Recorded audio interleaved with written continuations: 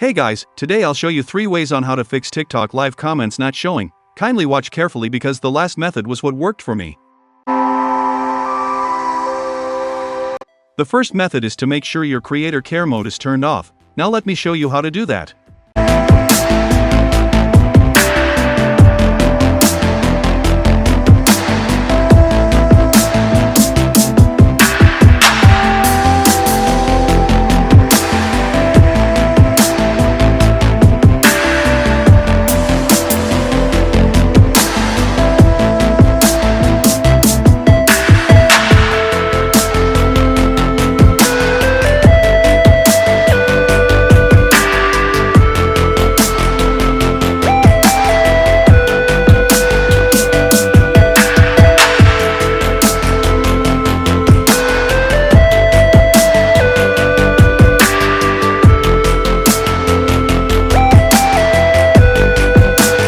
Now the second thing you need to do is make sure your comment is set to everyone and not for friends only.